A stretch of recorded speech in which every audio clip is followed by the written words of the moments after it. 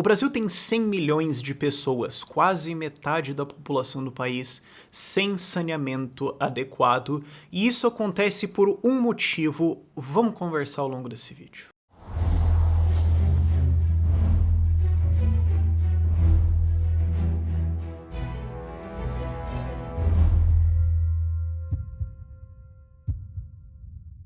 E a gente precisa falar de saneamento e do fato de que uma agência reguladora de saneamento explicitamente pediu para mudar a legislação, uma proposta de legislação para tirar a concorrência dentro dela, para evitar que tenha concorrência dentro. A gente precisa falar disso, spoilers, porque ninguém liga. E ninguém liga para saneamento. Certo? É uma coisa que afeta 100 milhões de brasileiros, você ter saneamento abaixo da qualidade. Isso para não falar de outros problemas de vazamento de água, de ineficiência de sistema, etc, etc. Eu tô falando de que não tem sistema adequado, ok? Isso não interessa porque, sim, cana embaixo da terra não dá voto. Isso é uma coisa que político fala. Você fazer uma obra de um parque, de um estádio, de alguma coisa, asfaltar alguma coisa, o pessoal vê. Um cano, a galera só vê uma obra, enche o saco lá do trânsito, ninguém viu o que aconteceu. Não dá voto, então ninguém liga. Saneamento não é assim uma pauta... Nossa, manchete, saneamento pra... Com tanta burrice do Bolsonaro fazendo, protestos no Chile, protestos no Equador agora, a eleição na Argentina possivelmente vai voltar daqui a pouco, o Trump falando alguma baboseira, eleições americanas, a eleição no Canadá, fraude eleitoral na Bolívia, mais 3 baboseiras que o Bolsonaro falou no meio disso tudo. Saneamento simplesmente não é interessante. E daí fica lá. E é um negócio que é engraçado, porque assim, dois pontos importantes para entender. Primeiro, é um pilar fundamental da sociedade civilizada. Você não tem como aglomerar um punhado de gente sem ter um saneamento adequado, porque senão a galera começa a morrer de doenças pré-medievais. Então não é como se a gente estivesse falando de um colisor de hadrons, de colonizar Marte e tudo mais. É de uma coisa que não é como se as pessoas fossem pensar assim... se a gente só tivesse alguma tecnologia revolucionária para cavar um buraco e pôr um cano, mas a gente não tá conseguindo encontrar. São coisas que as pessoas já conseguem fazer. Não é como se fosse um grande, gigantesco desafio de engenharia ou alguma coisa assim. E eu não tô falando de, sabe, um upgrade no sistema de saneamento de São Paulo, que é um negócio antigo cheio de problemas. A gente tá falando de colocar saneamento em, tipo, Porto Velho, Rondônia. Não é uma coisa tão complexa assim, dá um trampinho, mas convenhamos, a gente não tá falando de explorar Saturno. Valeu?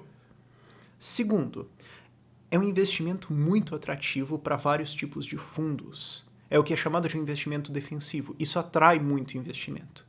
Então, você tem que começar a pensar, por que você não tem bilhões de dólares vindo para o Brasil investir num mercado de 100 milhões de pessoas que não vão parar de usar o seu serviço? Isso é o que é chamado de um investimento defensivo, é utilidades.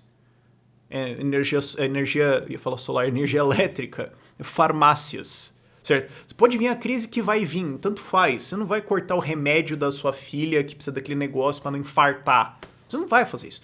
Então são coisas que sempre vai ter cliente. Saneamento é uma delas. E fundos de investimento de tipos específicos adoram isso. Por exemplo, fundo de investimento dos professores do não sei o que, não sei o que. Fundo de investimento da seguradora, não sei o que, não sei o que. Essas coisas que não podem perder dinheiro. Eles querem ganhar um pouquinho só para não deixar o dinheiro parado, mas não vão fazer um puta risco, certo? Elas vão querer alguma coisa que é bem suci. E não falta coisa, não falta esses fundos de investimento pelo mundo. Por que eles não vêm botar dinheiro no Brasil? Tem a ver com uma coisa, tem a ver com uma ideia. Como eu falei lá, tem um motivo. É uma ideia. Porque você pode falar assim, é a legislação, é a lei, a agência reguladora, a política, etc. Mas eles não vieram do inferno sozinhos, né? Porque você não pode falar que caiu do céu, porque do céu que não veio, né? Veio do inferno. Mas eles não vieram do inferno assim sozinhos, do nada, certo? Eles não pararam assim e pensaram, vamos fazer um sistema ruim assim, uau. Não, tem uma certa mentalidade por trás. E é isso que importa da gente entender. Não é necessariamente essa lei ou aquela, mas qual é a lógica de quem está fazendo ela. Porque no Brasil a gente tem mais de 50 agências de regulação em cima de saneamento, fora a Agência Nacional de Águas e mais uma porrada de político no meio do caminho, para regular alguma coisa tão elementar como pôr um cano na terra. Isso complica toda a estrutura pra caramba. Por que isso existe? Certo? Você pode falar assim, a legislação aqui é horrível. Não. Mentalidade. Isso volta para uma coisa que eu vivo falando aqui no Ideias Radicais, que é o estado de bem-estar empresarial. é uma ideia sobre como o desenvolvimento econômico funciona, sobre como a estrutura institucional tem que ser, sobre como que enriquecimento acontece. Não é necessariamente uma teoria unificada, inclusive quando você acusa alguém disso, o cara vai falar, não é que eu defendo isso. Aí você olha aí você mostra todas as coisas que o cara defende, o cara fala, bom, pois é, né? O que é o estado de bem-estar empresarial? É a ideia de que o desenvolvimento, o enriquecimento, o progresso civilizatório não vem através de competição. Ele vem através de evitar competição, através de evitar que pessoas arquem com as consequências das suas decisões. É através de evitar inovação, é através de você criar certos feudinhos econômicos, estagnar tudo e falar, olha, isso aqui vai ser feito dessa forma por essa pessoa aqui. E se der errado, todo mundo tem que pagar imposto para esse negócio funcionar e acabou. E ninguém pode ter uma ideia nova e ninguém pode entrar aqui e acabou a conversa. Que é um exemplo? Ônibus. Não pode ter concorrência em ônibus. E não é como se... Cara, é um ônibus. A gente não tá falando de, sei lá, trem-bala, ok? Você não pode competir com ônibus, de maneira geral, no Brasil, em transporte municipal ou intermunicipal. Pergunta pra Buzzer. Os caras começaram a fazer isso, começou a cair uma porrada de regulação em cima deles. Qual é o benefício para os clientes? Zero. Qual é o benefício de existir esse sistema? Zero. A competição baixaria preços e melhoraria serviços. Quem que sai ganhando com isso? Quem é dono dos ônibus e os políticos que estão regulando isso. Quer outro exemplo? Correios. Quer outro exemplo? Funcionalismo público. Se o cara não trabalhar, o que acontece? Nada. Bom, então, o que acontece? O cara tem o direito de ganhar o seu dinheiro, não importa o que ele faça, e acabou. E se o negócio não funcionar, você vai continuar pagando. E talvez até o cara peça um aumento, ou peça mais investimento na área dele, porque aí vai funcionar. Se o cara falhar, ele até ganha mais dinheiro. Saneamento passa por isso. Voltando para o começo do vídeo. Tem agora um marco regulatório novo sendo feito sobre saneamento. Eu tenho várias críticas a ele. Primeiro pela noção de que o Estado vai regular alguma coisa em primeiro lugar e algumas preocupações e tudo mais. Mas o fato é que dentro dele, o que ele coloca? Ele tem uma cláusula que diz sobre livre concorrência e competição. Nós vamos ter livre concorrência e competição. Serão colocados padrões. Isso ainda é uma proposta, ainda está vendo. Mas vão ser colocados padrões.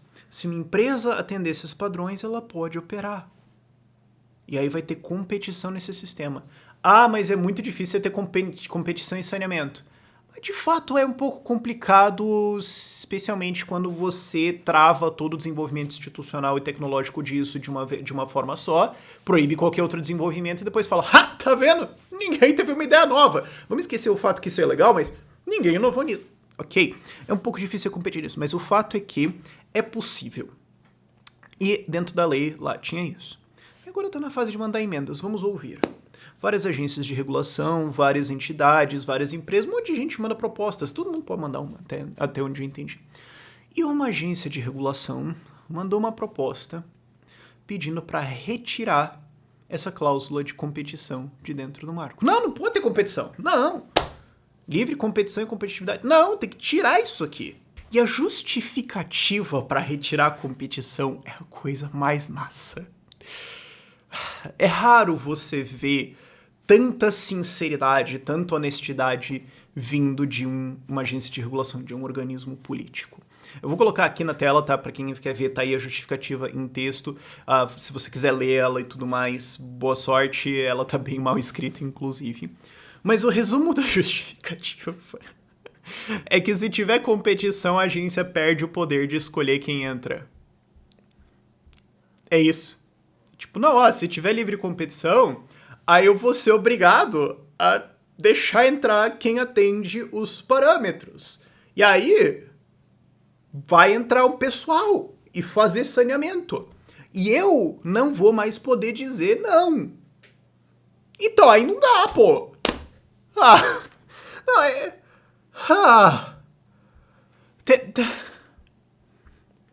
Não dá, cara. Assim, vamos lá, gente. Tem vários livros que vocês podem ler para entender isso ao longo da história do pensamento econômico. Aqui tem um livro de história do pensamento econômico do Murray Rothbard. É uma perspectiva austríaca da história do pensamento econômico. Eu vou colocar todos os links disso na descrição aqui. É um calhamação assim. É um negócio, ok? Mas você consegue ver. Se você não tá afim de ver isso, veja outro livro do Murray Rothbard, que é o The Progressive Era. que ele mostra a mudança de pensamento econômico e institucional ao longo do século XIX e XX nos Estados Unidos. Pega ali no fim da Guerra Civil e termina, se eu não me engano, com Woodrow Wilson. Não, termina com a Primeira Guerra Mundial. Sim. Veja isso. Ou veja um outro livro também muito bom, chamado Triumph of Conservatism, que não é sobre conservadorismo, mas que é do Gabriel Coco, que é um cara de esquerda, inclusive. Os 3 livros narram a mesma coisa. A história da regulação não é o que você acha que é. A maior parte das pessoas acha que agências de regulação ou regulação estatal de maneira geral, a história é o seguinte: tinha o livre mercado, e daí ele deu errado, deu um problema, ele não funcionou, ele explorou as pessoas. Aí o governo falou, eu vou ter que regular, e daí ele regulou. Não, a história não é isso. A história é o seguinte, você tinha livre competição e ela funcionava, e tudo bem. E daí um pessoal tentou cartelizar e ganhar dinheiro pra caramba em cima disso e explorar as pessoas. E daí não deu, porque você não consegue fazer isso em livre mercado. Formação de monopólio é impossível em livre mercado. E daí o que eles fizeram? Eles foram pro governo e falaram, governo, olha os caras, tem toda essa competição aqui, acaba com esse negócio aqui, por favor. E daí o governo falou, tá bom, e foi lá e regulou o negócio e acabou com a competição. Essa é a história de basicamente qualquer regulação. Basicamente. Exceto pelas onde depois, porque depois o que aconteceu? Depois um pessoal começou a olhar para a regulação e falou assim, não, pera, vamos pensar aqui. Se ela existe, deve ser porque tinha um problema e o governo regulou. Porque o político, quando fez a lei, falou que era necessária. Então vamos assumir que ele tá certo, né? Porque político nunca mente. Eles nunca têm interesses deles. Então, deve ser isso. Então a gente assume que essa regulação tem que existir e começa a inventar casos hipotéticos aonde isso seria necessário. E daí a gente diz que ela é necessária e nunca confere a história para ver se isso realmente aconteceu. Certo? E também tem um trabalho muito bom que é do Thomas de Lorenzo, que ele fala também sobre falha de mercado, e especialmente ele fala com eletricidade, gás e saneamento também. Ele fala, cara, existia competição ampla nos Estados Unidos antes disso tudo ser regulado, e daí foi regulado e a competição acabou. E é extremamente bem documentado como a competição acabou justamente porque algumas empresas queriam um cartelzinho para elas e o governo deu. Essa é a história da regulação. Então, assim, exceto nos casos onde a galera esqueceu que essa é a história e fez isso por boa intenção, porque eles presumem que a regulação tem que existir e nunca questionou a história do negócio, a origem disso é cartelizar e gerar poder econômico e político. É impedir o livre mercado de funcionar. Mas raramente você vê peças de tamanha honestidade como uma agência reguladora falando, não, mas se tiver competição, aí eu não tenho mais o poder de mandar. E daí não dá. Então não pode ter competição. É um sincericídio muito importante de entender e ilustra uma mentalidade. Não pode ter competição. Qual que é o problema? Qual que é o problema? E se tiver competição em saneamento? Ah, não, porque daí vai virar o Chile, né? Porque no Chile você tem a privatização das águas e é caro. Primeiro, não. Você tem um monte de programas sociais que inclusive subsidiam o consumo de água, então tem isso. Se você for ver, o acesso de residências urbanas e rurais a saneamento é superior a 95% no Chile. Então, é caro, mas tem. Então, assim, quando você tem inovações, primeiro não tem, aí tem e é caro, e depois tem e é um pouquinho menos caro, e depois tem e é muito barato. E assim a vida segue. Exceto quando o Estado chega em algum ponto e fala, não pode ter mais inovação, ou vamos erguer o preço aqui pra todo mundo se ferrar, porque senão vai ter competição. Certo? Ah, não, porque vai virar um... Qual é o problema? Qual é o problema de você ter competição em fornecer um serviço pra população? Ah, alguém vai ganhar dinheiro com isso. Tá, digamos que isso é um problema. Então não vai ter. É isso. Então você... É isso que soa. Às vezes eu sei que de fato o cara fala assim, eu prefiro que as pessoas não tenham saneamento e alguém não ganhe dinheiro do que as pessoas terem saneamento e alguém ganhe dinheiro. Mas eu tô dizendo que é todo mundo que diz isso. Mas quando você é contra saneamento privado ou envolvimento de capital privado em saneamento numa situação como o Brasil onde não tem como fazer, basicamente o que você tá dizendo é, eu prefiro que pobres, de maneira geral, porque são as pessoas que estão em cidades mais distantes, estão na periferia, estão nas comunidades rurais, etc. Eu prefiro que, especialmente os pobres, fiquem sem saneamento e sofram do que sofrer a possibilidade de alguém ganhar dinheiro com isso. É a ideia de que o Estado tem que fazer tudo. Não pode ter competição. Tem que ter o quê, então? Porque a opção é cartelização estatal ou comunismo. Não tem realmente outra coisa. Então, o que o cara está defendendo? Essa é a mentalidade que faz com que a gente tenha tão pouco saneamento no Brasil. Com que metade da população, quase 100 milhões de pessoas, não tem acesso ao saneamento. Porque, daí vai ter competição. O Estado deveria fazer. Primeiro, não imposto é roubo, o Estado é uma gangue. Mas, digamos que o Estado tem que fazer. Com que dinheiro? Não tem e não vai ter. O Estado brasileiro está quebrado. Com que dinheiro nós vamos fazer esse saneamento? Não tem. Então, ou você coloca capital privado nisso, ou você está falando assim, olha, vamos condenar metade da população a nunca ter saneamento porque eu não gosto. É isso. Essa mentalidade anti-empresas, é mentalidade anti-empreendedorismo, é mentalidade anti-competição, é mentalidade anti-indivíduo, é mentalidade anti-empreendedorismo. Ela se manifesta no saneamento aqui, estourando com a vida de metade da população brasileira, e estoura várias outras coisas mais. E é raro a gente ver alguma coisa tão honesta, sincera e transparente como essa proposta de emenda que esses malucos fizeram. Agora, não é só esses malucos. Você vê isso pra todo lado. Se você pegar essa ideia de estado de bem-estar empresarial, colocar na tua cabeça e começar a olhar o teu dia a dia, cara, você vai passar uma raiva. Você vai falar, cara, não é possível. O Rafael comprou um monte de ação da empresa que faz Rivotril e depois gravou esse vídeo porque ele vai ganhar uma puta grana. Não é possível. Mas é. Agora, só para tentar equilibrar a tristeza que é isso, queria lembrar você que tem vários grupos de estudo em Fortaleza fazendo um levantamento de fundos e donativos para ajudar as vítimas daquele prédio lá que desabou e matou uma puta galera em Fortaleza. Então, se você quiser ajudar isso, né, tem esse vídeo super negativo, mas vamos terminar com coisa positiva. Se você quer ajudar pessoas para tentar contrabalancear esse desgraçamento mental geral que existe na nação e ajudar alguma pessoa, o link vai estar lá na descrição para você ajudar essas pessoas também. Por esse vídeo é isso.